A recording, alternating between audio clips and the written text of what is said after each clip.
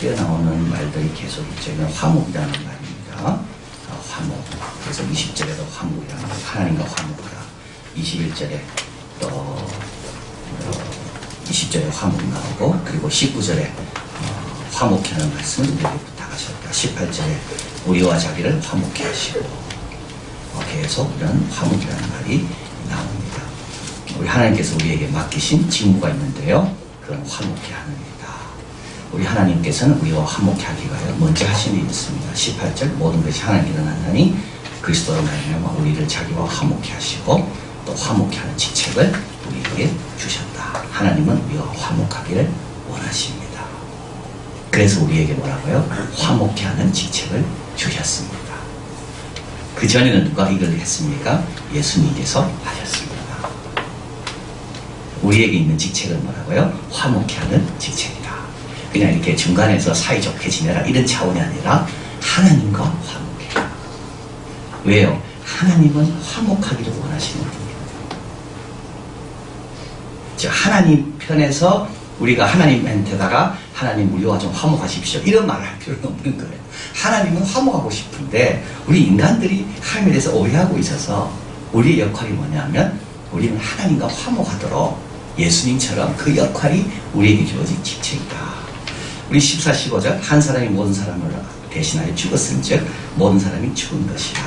제가 모든 사람을 대신하여 죽으시면 산 자들 하여금 다시는 저희 자신을 위하여 살지 않고 오직 저희를 대신하여 죽었다가 다시 사신 자를 위하여 살게 하게 하려 함이라. 너무나도 중요한 말이야.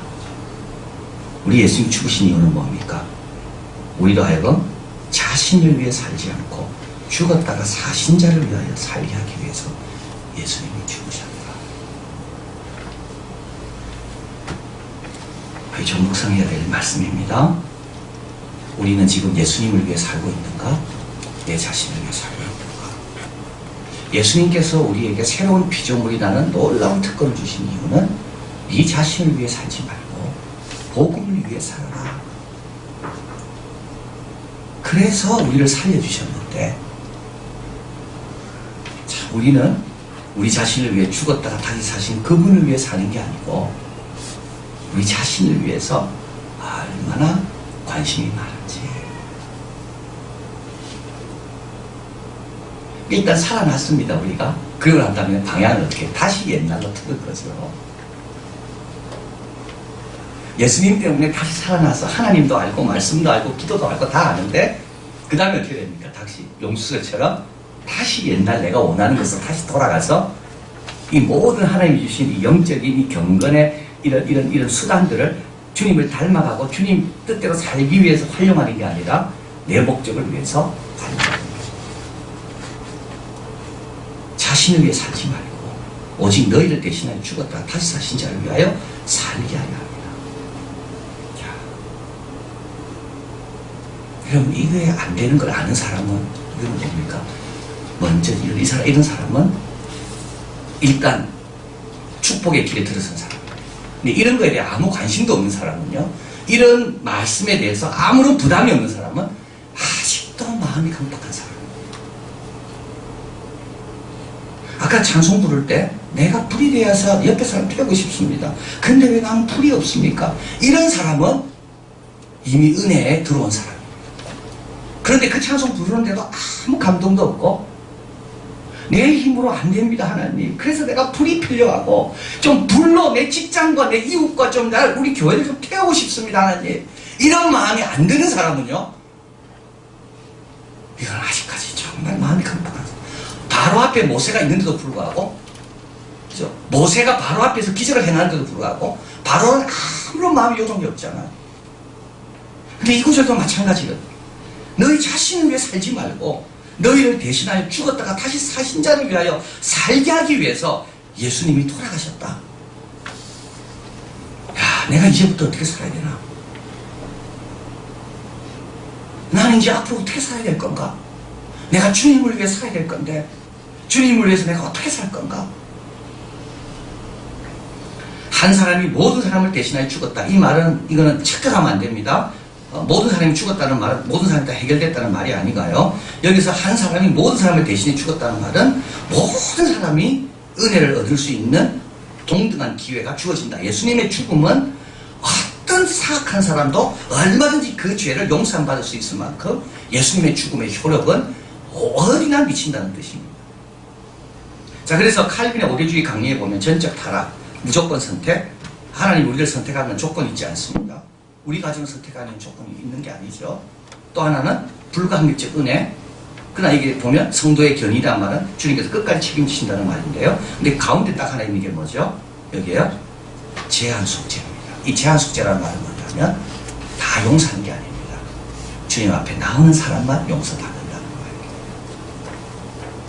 그래서 여기서 모든 사람을 대신하여 죽었다는 말은 그러면 안 믿어도 되네요. 그냥 다 죽으셨으니까. 모든 사람이 함께 죽었다는 말은 그냥 가만히 있어도 다 용서받는다 이 말입니까? 그게 아닙니다. 여기서 모든 사람을 대신하여 죽으셨다는 말은 어떤 사람도 예수님의 속죄의 은혜를 다 받을 수 있는 만큼 예수님의 속죄는 그만큼 효력이 강하다는 걸 이야기하고요. 그리고 그 속죄를 받으려면 어떻게 됩니까? 내가 주님 앞에 나와야 속죄를 받는다. 그래서 이걸 제한 속죄라고 이야기해요. 자, 그래서 17절 그런즉 누구든지 그리스도 안에 있으면 새로운 피조물이다. 이전 것은 지나갔으니 보라 새 것이 되었도다. 이것이 가능하게 된 이유는 바로 예수님께서 우리를 위해 죽으셨기 때문이다. 새로운 피조물, 새로운 종류의 사람, 겉사람은 후패하는 속사람은 날마다 새로워지는 새로운 종류의 사람. 이거는 바로 앞에서 우리 예수님께서 우리를 대신하여 죽으셨기 때문이다. 이게 이제 화목된 삶입니다. 그래서 우리 하나님은 모든 것이 하나님께로 났나니 그래서 이 화목해 하는 일을 하나님이 시작하셨고 그 일을 우리 예수님께서 다 완성하셨고 이제 제한된 속죄가 있고 남은 모든 사람들 아직까지도 속죄를 받아야 할 사람이기 때문에 그 남은 일을 우리에게 맡기셨다. 그거를 여기서 말씀하는 겁니다. 하나님께서 그리스도 안에 계시사 세상을 자기와 화목하게 하시며 저희 죄를 저에게 돌리지 아니하시고 같이 읽어봅니다. 화목해 하는 말씀을 우리에게 부탁하셨나이다. 20절 읽어봅니다. 그러므로 우리가 그리스도를 대신하여 사신이 되어 하나님이 우리로 너희를 권면하신 것 같이 그리스도를 대신하여 간구하노니 너희는 하나님과 화목하라. 야, 그리스도 대신, 그리스도를 대신하여 우리가 너희에게 원한다. 하나님과 화목해라. 자, 그래서 하나님이 맡기신 직무는 화목해 하는 일인데요. 이거는 하나님이 시작하신 거고 예수님께서 이루신 일 거고 그 남은 일들은 우리에게 예수님께서 우리에게 그 일을 맡기셨다. 자, 그러면 그 직책을 감당하려면 첫 번째 경건한 뭘 가져라고요? 두려움을 가져라. 11절 우리가 주의 두려우심을 알므로 사람을 권하노니 경건한 두려움을 가져라. 이 일을 안 했을 때 어떻게 될까 한번 생각해보라. 우리에게는 두려움이 없기 때문에 아무런 그런 부담감을 안 갖는 경우가 많이 있습니다. 내가 화목해 하는 일을 안 했을 때 하나님께서 어떻게 하실까? 이런 좋은 축복과 은혜들을 주신 이유는 다 화목해 하는 그 일을 감당하라고 주신 건데 내가 이걸 안 하고 게으름 피웠을 때 우리 하나님 어떻게 하게 가져가시지 않을까? 이런 두려움은 필요한 두려움이라는 겁니다. 내가 직장에서 잘못되지 않을까? 이런 두려움은 필요한 두려움이라는 겁니다. 그래서 사도 바울도 주의 두려우심을 알므로 우리가 너희를 권한다.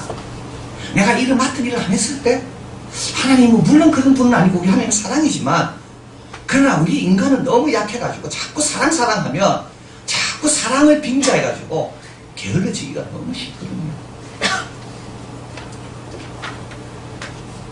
내가 하나님의 맡긴 이 일을 내가 게을렀을 때 이미 있는 것까지 하나님 가져가시면 어떻게 될까? 경건한 두려움. 낙하산 없이 뛰어내리지 않는 것. 자연에 대한 두려움, 법에 대한 두려움, 하나님에 대한 두려움, 지혜의 근원이 됩니다. 두렵기 때문에 조심하고 두렵기 때문에 순종하라고. 그래서 이 지체를 감당하는 사도 바울은 먼저 우리가 주의 두려우심을 알므로. 그 다음에 두 번째 마음을 늘 점검하라 되어 있죠. 하나님 앞에 알려졌고 너희 양식을 알려졌기 바랍니다. 마음으로 하지 않고 외모로 자랑하는 자들을 대하여 대하는 것이다. 그래서 지금 사도 바울을 비난하는 고린도 교회 온 거짓 교사들은 자꾸 외모로 추천서가 있다. 우리에게는 사도 바울은 추천서가 없다. 우리는 기적도 행하는데 사도 바울은 그런 기적도 못한다. 사도 바울이 말하는데 한번 봐라. 우리는 이렇게 설교를 잘하는데 사도 바울은 언변이 둔하다. 자꾸 마음으로 외모로 자랑하는 자들이 있는 겁니다. 그러나 화목하는 직책을 감당하려면 마음을 점검해라. 그리고 사적인 것과 공적인 것을 구분하라. 13절 읽어봅니다. 만일 우리가 미쳤어도 하나님을 위한 것이요 만일 정신이 온전하여도 너희를 위한 것이니. 자, 미쳤다는 말은 이거는 이제 종교적 흥분 상태를 뜻하는 겁니다. 근데 이 미쳤다는 건 누구를 위한 것입니까? 하나님을 위한 것. 온전한 건 누구를 위한 것입니까? 사람들을 위한 것. 그래서 사도 바울은 개인적으로 하나님께 표현할 때는 다른 사람이 볼 때 미쳤다 할 그런 표현도 했어요. 그러나 사람들 앞에서는 온전한 정신으로 표현했다는 거예요. 이 두 개가 완전히 다른 거예요. 그래서 고린도전서 12장에 보면 방언은 너희에게만 유익이 있지만 예언은 듣는 사람에게 유익이 있다. 나도 방언으로 잘 할 수 있지만 나는 다른 사람 앞에서는 방언하지 않는다. 바로 이 뜻입니다. 그래서 미쳤어도 하나님을 위한 것이요. 하나님을 향해서는 얼마든지. 그러나 다른 사람 앞에서는 공적으로는요. 정신이 온전하게 기도하고 전한다는 것. 그래서 화목하는 직책을 감당하려면 경건한 두려움을 가지고 마음을 늘 점검해야 되고 외적인 것보다 마음입니다. 사적인 것과 공적인 것을 구분하고 그리고 그리스도의 사랑이 동기가 되어야 합니다. 15절 같이 읽어봅니다. 그리스도의 사랑이 우리를 강건하시도다. 와, 이래 되면 얼마나 좋겠어요. 이 말은 뭐냐 하면 주님의 사랑이 너무 커서 내가 가만히 있을 수 없다는 말입니다. 이거는 이론적으로 야 주님이 이제 영혼들을 사랑하니까 내가 사랑해야 되겠다 이 뜻이 아니고요. 내가 받은 은혜가 너무 크기 때문에 주님이 사랑이 나를 그 사랑으로 내가 얼마나 감동이 되는지 그래서 내가 화목하는 직책을 막 감당하는 걸 이야기하는 겁니다. 참 걸어가도 다 주님의 사랑의 소리도 들리고 바람만 불어도 주님 나를 사랑해서 어루만져 주는 것처럼 들리고 찬양을 해도 야 주님이 나를 사랑해서 주시는 메아리처럼 느껴지고 그래서 주님의 사랑이 나를 강건한다는 말은 뭐냐면 그 사랑 때문에 나는 딴 길을 못 간다는 걸 이야기하는 겁니다. 그 사랑이 너무 크기 때문에 나한테는 나는 딴 길을 못 간다는 걸 이야기하는 거예요. 이 사랑이 우리에게 좀 넘치면 얼마나 좋겠어요. 내가 주님으로부터 얼마나 많은 사랑. 근데 하나님의 사랑을 누가 경험하겠습니까? 죄인인 줄 아는 사람이 경험하는 거예요. 그래서 사도 바울이요. 하나님의 사랑이 나를 강건하신다고 고백하는 이유는 사도 바울은 자기가 옛날에 지은 죄를 다 알고 있었어요. 교회를 핍박하고 성도를 죽이고 나 같은 사람에게도 이런 기회를 주시는구나. 그리스도의 사랑이 우리를 강건하시는구나.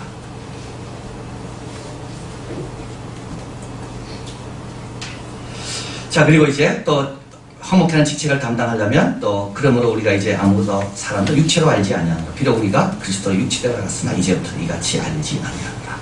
그래서 사람을 외모로 보면 안 된다. 육체로 보면 안 된다.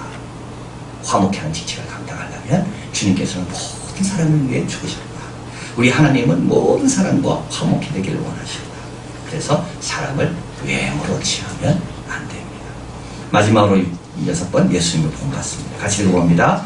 하나님이 죄를 알지도 못하신 자로 우리를 대신하여 죄를 삼으신 것은 우리로 하여금 저희 안에서 하나님의 의가 되게 하려 하심이니라. 자, 한번 보십시오. 우리 예수님이 죄인으로 취급받습니다. 우리를 대신하여 죄인으로 여김을 받았습니다. 이는 우리로 하여금 저희 안에서 하나님의 의가 되게 하려 하심이니라. 자, 이게 이제 예수님 본받는 건데요. 뭐냐면 다른 사람 때문에 내가 다른 사람의 복과 유익을 주기 위하여 내가 어려움을 당하는 것. 이게 지금 사도 바울이 계속 이야기하는 것. 사망은 우리 안에 역사하고 생명은 너희 안에 역사한다. 우리의 고난이 넘친 것이 너희에게는 위로가 된다. 참 너무 어려운 말입니다. 누가 죄인처럼 취급받고 싶겠습니까? 누가 실패자로 여김을 받고 싶겠습니까? 누가 버림을 받고 싶고 누가 저주를 받고 싶겠습니까? 아무도 이런 데 있어서는요, 양보 안 합니다. 아무도 이런 데 있어서는 자기를 지지 않습니다. 근데 화목케 하는 직책을 담당하려면 어떻게 해야 된다고요? 내가 그렇게 여김을 받아야 된다. 사도 바울은요, 생각하면 할수록 사도 바울은 정말 위대한 종이라는 걸 알게 돼요. 생각하면 할수록 위대한 종, 사도 바울. 근데 그 위대한 종이 왜 위대한 종이 됐을까요? 예수님을 깊게 묵상하니까 그런 겁니다. 우리는 이걸 못 견딘다니까요. 뭘 못 견디는가 하면 내가 왜 죄인으로 취급받아야 되는가? 나는 죄를 알지도 못하는데, 나는 그거 상관도 없는데 내가 왜 그런 취급을 받아야 되는가? 우리는 그런 자격 없으면서도 이런 거에 대해서 얼마나 예민한지. 하나님 미리 땅에 떨어져 죽어야 되는데 우리는 죽고 난 다음에 많은 열매 맺는다는 걸 도저히 안 믿어요. 그래서 내가 안 죽으려고 떨어지지 않으려고 발버둥 치고 있어. 화목케 하는 직책을 감당하려면 내가 좀 무시도 당하고, 저 사람 저 왜 저래 저거, 예수쟁이 저 사람 왜 저래 저거, 저 이런 것도 좀 당하고, 저 사람 교양도 없나, 뭐 말만 하면 예수 이야기하고, 그런 것도 좀 당해야 되는데 우리는 전혀 그런 거 당하기 싫은 거예요. 그러니까 화목케 하는 직책을 담당할 수가 없는 거예요. 우리는. 왜냐하면 죄를 대신하여 죄를 삼아야지 어떻게 됩니까? 우리로 하여금 저희 안에서 하나님 의가 되게, 이 공짜는 없는 겁니다. 하나님의 의로 인정을 받으려면 누군가는 죄인처럼 여김을 받아야지, 양이 도살장에 끌려가 죽어야 피를 흘려야지만이 그 다음에는요, 그 제단 앞에 나온 그 누군가 백성이 용서함을 받고 돌아가는 겁니다.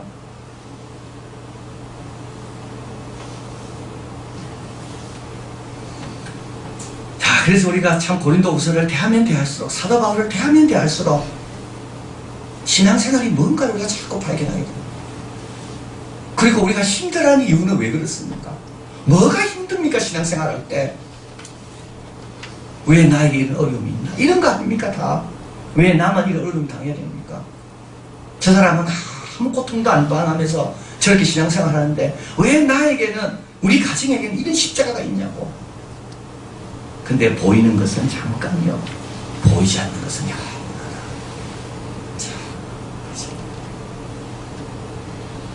우리가 고난당할 때 누군가 위로를 받을 거라.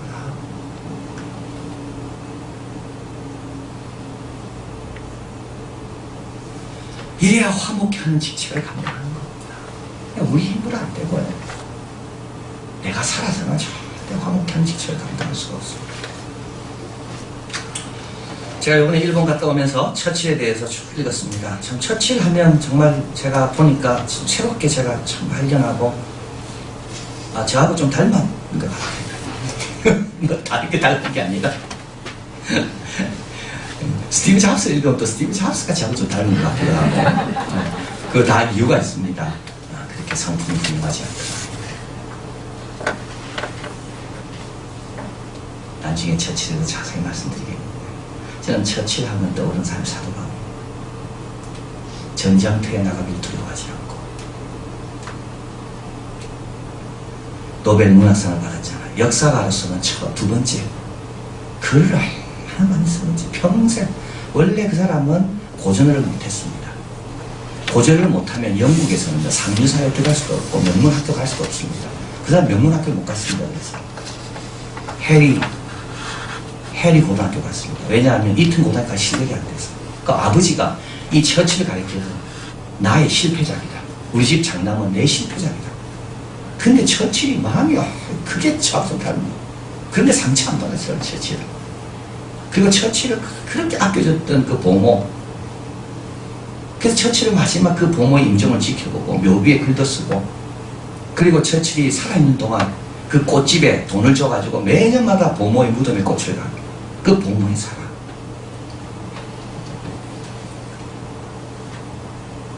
근데요, 영어를 사랑했기 때문에 처칠만큼 영어로 자기의 역할과 국민의 사기를 높인 사람은 없다.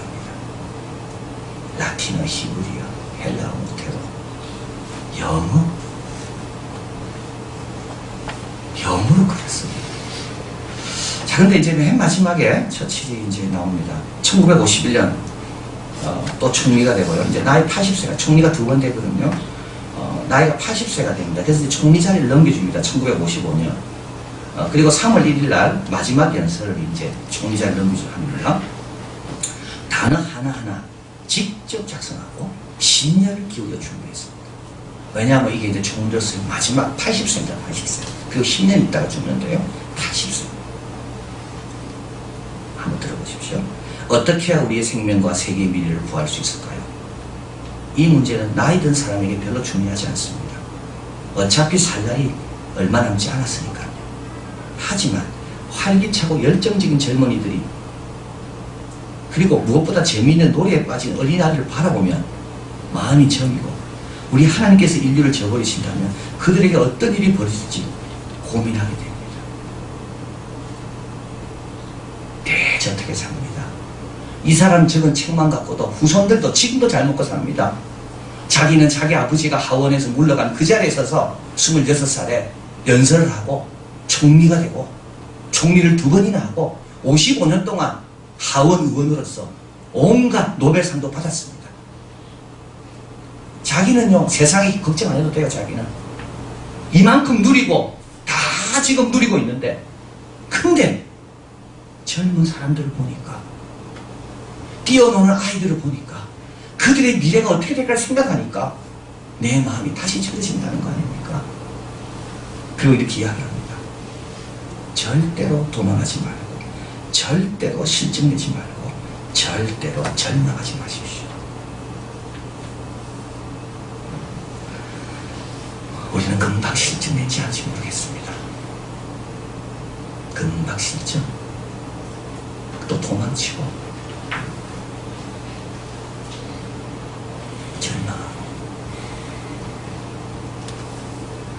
우리 하나님께서 우리에게 주신 이 화목케 하는 직책, 나중에 우리 하나님 앞에 다 서게 될 건데요. 그때 너 뭐 하다 왔냐고. 너를 살려준 이유는, 너를 예수 믿게 한 이유는 너 자신을 위해 살지 말고 너를 위해 죽었다 사신 예수 그리스도를 위해 살라고 내가 너에게 이런 축복 줬는데, 이런 재능도 주고, 이런 은혜도 주고, 이런 교회도 줬고, 이런 자유도 줬는데 너 뭐 하다 왔는데? 실증만 냈나요? 절망하고 도망쳤습니까?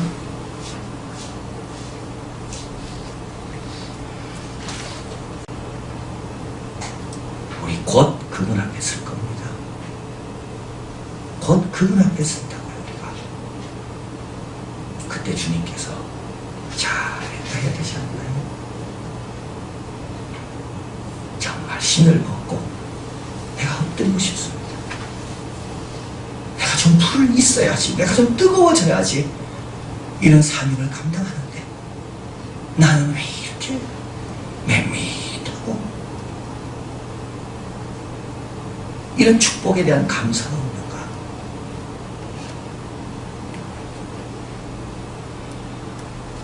자, 오늘 말씀을 좀 기억하면서 우리 예수님 본받고 주님의 사랑 좀 깨닫고, 그리고 우리도 실증내거나 도망치거나 좌절하지 말고 내가 십자가를 지는 것만큼 누군가 복을 누린다고 확신하면서 잘 지고 가게 됩니다. 기도하겠습니다.